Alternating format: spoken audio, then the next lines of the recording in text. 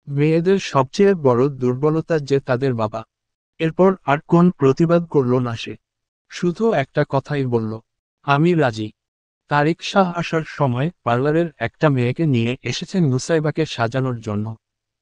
নূরজাহান বেগম মেয়ের শ্বশুরবাড়ির লোকদের আপ্যায়নে ব্যস্ত। খাওয়া দাওয়ার পর্ব শেষ হতেই এবার বিয়ে পড়ানোর পালা। প্রথমত আইনগতভাবে বিয়েটা পড়ানো হলো। যখন দেনমোহর নির্ধারণের কথা উঠল তখনই ওয়াজিদ বলে উঠল, দেনমোহরের জায়গায় লিখুন নগদ 10 লাখ টাকা। আর কাজী সাহেব আপনি কাবিননামায় এটাও উল্লেখ করে দিন আফরিন নুসাইবা কোনোদিনও তার স্বামী মুসাহাব ওয়াজিদ শাহকে ছেড়ে যেতে পারবে না। বিচ্ছেদ নামের শব্দটি তাদের বিবাহ নামের পবিত্র বন্ধনের সম্পূর্ণ নিষিদ্ধ। দুজনের মৃত্যুর মাধ্যমেই কেবল তারা এই ইহকালে তাদের একে অপরের থেকে মুক্তি পেতে পারবে। ওয়াজিদের কথা শুনে কাজী সহ সকলে মাশাল্লাহ বলে উঠল। ধর্মীয়ভাবে ও তাদের বিয়ে পড়ানো হলো। সকল রীতিনীতি পালন করা শেষ।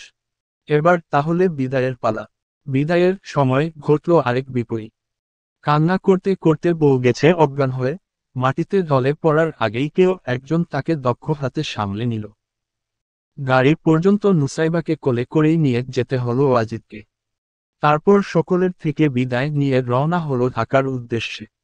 গাড়ি ড্রাইভিং করছে ওয়াজিদ। পাশে নুসাইবা, এখনো জ্ঞান ফেরেনি তার। জ্ঞান ফেরানোর কোনরূপ চেষ্টাও করছে না ওয়াজিদ।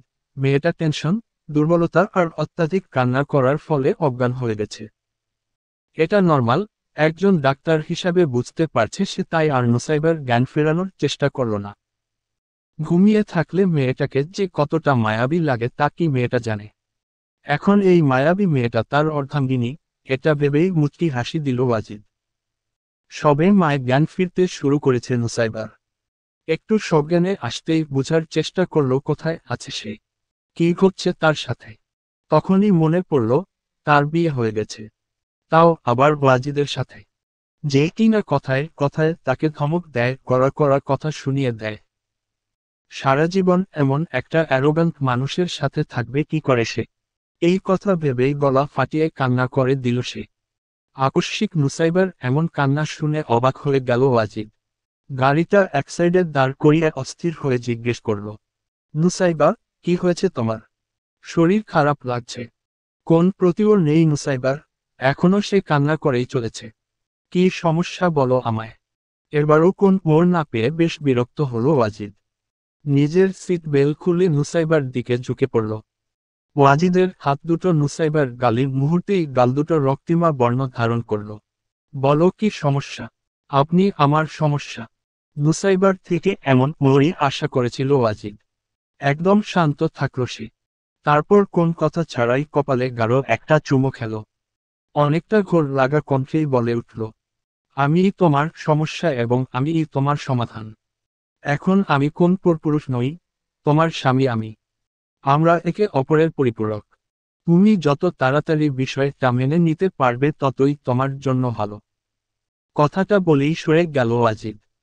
এর থেকে বেশি কিছু করতে গেলেই হয়তো দেখা গেল বউ তার ইন্না লিল্লাহ করে দিল।